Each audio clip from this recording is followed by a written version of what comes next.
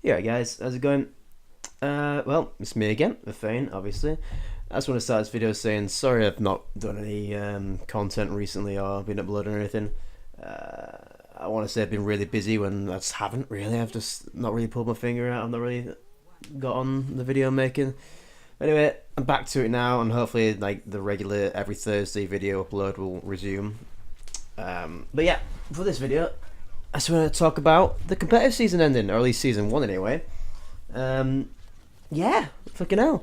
And what a season it's been. Seen what Zen go from zero to hero, aka literally the most picked champion pretty much in every ranked game or comp game, whatever you want to call it. The Kree nerf, the McCree buff, Soldier nerf, Genji mains carrying solo queue. Like, it's been a pretty interesting season. My thoughts on it though. I've enjoyed it more so towards the beginning of the season. Towards the end, it felt stressful, and for those of you that used to play League of Legends, still do play League of Legends, I don't play it myself anymore, but it feels like the community is developing into that sort of community. The elitists, flamers that think they are God's gift to the world, and it's never their fault that they lose a competitive game. It's always the team's fault, despite them pretty much doing nothing all game. But you know what I'm talking about. Anyone that's done competitive play knows what I'm talking about when I'm talking about this. I'm not that's something that can never be addressed. So in any game that shows, I don't know, any ranked game, I suppose, any competitive scene, stuff that it can't really be helped. But yeah, that's been season one, I suppose, in that show. I've been enjoyed it. The competitive points, managed to get 2 golden guns myself. I was one extra win away from getting 3. I suppose that's also why I've not been doing videos. I've just been grinding competitive play so much, and yeah, I probably should have been recording some of it as well. But I was like, oh, God, I just couldn't be bothered really. As bad as it sounds. But yeah, what have we got stored for us then? What have we got in stored? Season 2. Right, we are getting rid of the season. Sorry, the how the ranked or competitive play works right now, and it's changing to tiers. And let me just elaborate on this a bit more. Look at this little post here on the forums. Basically, the competitive play is getting split into rating tiers, and this is going to basically allow players to understand more accurately where their skill rating actually is. Because right now, or should I say, in season one, because it's obviously been and gone now as of today or yesterday, should I say. As in season one, you just got I don't know, a rank, a 60, a 70, a 75, whatever, but that wasn't like indicative of your actual skill. You didn't know, you couldn't tell if players were like really good or they were just boosted to that level or they just got lucky in games. There was no way of determining whether that player that actually deserved that rank. I mean, I've played with players that are in the like high 40s and even like low 50s, and in some like extreme cases, like maybe high 30s, and they do not deserve that rank. They deserve to be a lot higher than that. And on the opposite end of the spectrum, I've played with players which are in the rank 70s and high 70s as well. I've actually been trolled by players in the high 70s, albeit it was towards the end of the season, so they probably didn't care anymore because they didn't get to top 500 or whatever they're aiming for. But either way, yeah, they didn't deserve their rank, and yet they were there. Which, I don't know, it just seemed a bit unfair. But that's in the past. We are now getting skill rating tiers. These are basically broken down into bronze, silver, gold, platinum, diamond, master, and grandmaster. How this works is you'll get players in bronze division, which anywhere rated from 1000 to 1499, then silver 1500 to 1999, then gold 2000 to 2499, and the list goes on and on and on like that until grandmaster, which is 4000 to 5000. And this will allow players like more accurately determine where they are in terms of actual skill in this game. And I think it's great, to be honest with you, that they needed to sort this competitive scene out completely. It's just, and some things are quite questionable what they've done with Overwatch, which leads me directly on to my next point. Sudden death is gone. Coin flip is gone. Overflip, sudden shit is finally gone. whoever's idea it was in the first place to put that shitty system in competitive play should just be fired straight away. But the fact is, the silver lining anyway, season 2 is gonna be fucking gone. It's just, oh, you have no idea how happy this makes me and probably a lot of the players feel. I'm gonna read this, just read it straight from the dog's mouth or wherever that quote is.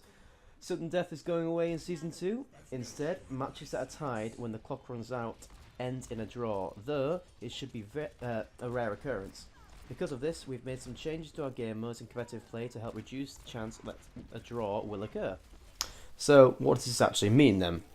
Well, basically in season 1, as we all know, we've got the coin flip system, or sudden death system, whatever you want to call it.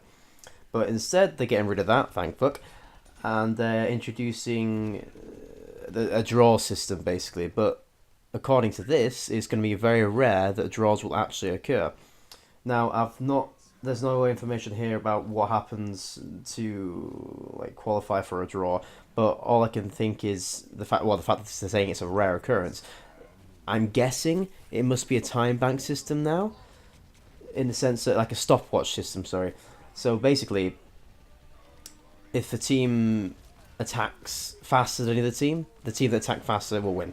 That's basically what I can gather from that. Anyway. That's basically what I'm determining is going to be the rare occurrence. If say both teams get the exact same time, that'll be the rare occurrence. That'll be the draw, and that would sort of fit into that category of rare and uncommon.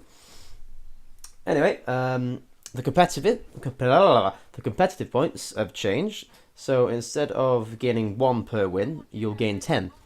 Although they have ramped up the amount of competitive points it actually costs to to earn a golden gun by times 10 as well. So instead of being 300, it will be 3,000 competitive points. So it doesn't change anything in the sense of you're going to have to win 300 games to buy a golden gun again.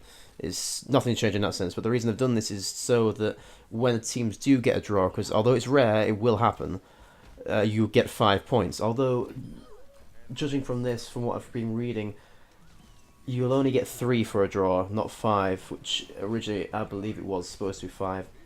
Either way, 3 is obviously going to be better than nothing. So, I'll be doing another video very shortly on the general changes that are going to be happening in Season 2 to heroes overall.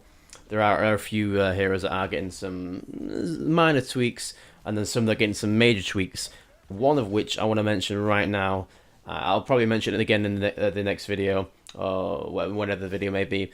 But Genji. Now, Genji is a hero that has quite often, especially when I was in my 70s, or the high 70s, has ruined my solo queue completely. When you come up against a good Genji, it can be managed, but at the same time, his skill ceiling is so high, he can pretty much destroy your entire team and completely carry a game. And not for the reasons you may think. In my opinion, Genji's only real nerf that was needed was to his ultimate recharge time. Not the fact that his ultimate was 8 seconds or the duration of it, or even the damage of it, nothing like that. Just how fast he could recharge his ultimate was far too strong for what it did as well. I've even talked to one of my friends who's a Genji main. I think he's got 100 plus hours on Genji, and he completely agrees with the fact that he thought that the rate he could charge Genji's ultimate was just far too fast. But instead, they've gone about it the wrong way and nerfed him through the fucking roof. I'm going to read off his... basically read what they've done to him, the poor fucking fella. Genji, double jump no longer resets when wall climbing. I wasn't too fussed with this one. It means he's slightly less mobile now. It means it might be fucking easy for me to hit anyway.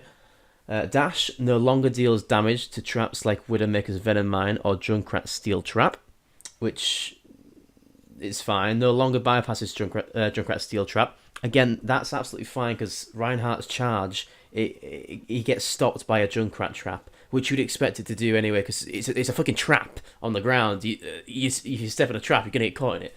It should always have been like that. Swiss Strike no longer interrupts quick melee attacks. That's not too bad. The Genji mains will probably find that really, really hard to adjust to. Dragon Blade, its duration has been reduced from 8 seconds to 6 seconds, which in my opinion wasn't needed at all.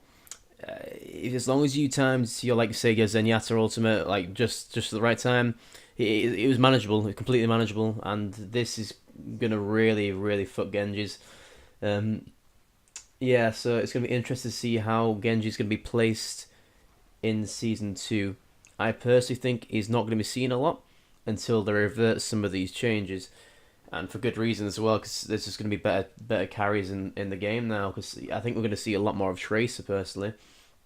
For one main reason, which is something I want to touch on, not even touch on, just to talk about the tick rate. I have made videos not specifically on tick rate, but I have mentioned it in the videos, and yeah, it's been changed from 20 to 60 in season 2. Thank fucking God.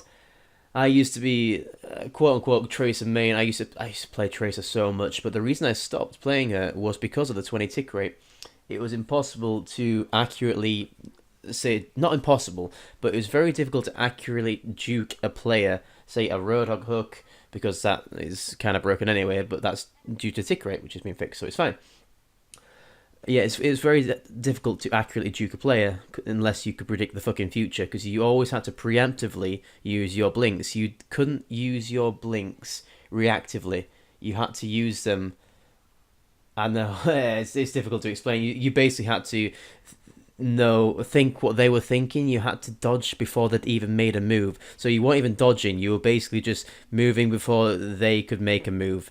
Which, in my opinion, that's stupid. Not a champion, sorry. A hero like a Tracer, you should be able to move reactively, and not be forced to use your blinks because you're afraid they're about to do something. You should use your blinks because they are doing something to avoid that shit. That should be the flow of the hero, and that's exactly why I'm probably going to start playing her again when the 60 tick rate comes out, because it means I'll be able to actually accurately juke a Roadhog hook he starts throwing out there. I can actually press my shift or my right click and I'll actually get out of it instead of being hooked through like 20 fucking walls. And so that's pretty much everything I've got for the changes that come in season 2. There are more things that I've not talked about, and I might touch on them in some other videos, but for now that's all I've got to say on the season 2 changes. Once again, yeah, I've been Efein, and cheers for watching, guys. Sorry again for not uploading much content. I said much content, any content, should I say. But yeah, the regular schedule should hopefully resume every Thursday. So this will be up tonight. And yeah, I might be doing 2 a week, I don't know, but the 2 a week won't be a definite. It's just going to be a definite 1 a week every Thursday, and perhaps like another one on, I don't know, whatever day. But yeah, I've been Efein. Cheers for watching, guys, and yeah, I'll see you next video. Oh, and don't forget, if you like what you see and watching, don't forget to like and subscribe. It helps me out, and it just lets me know that you're enjoying what you're seeing, so I'll probably make more of it if you do that. Anyway, see ya!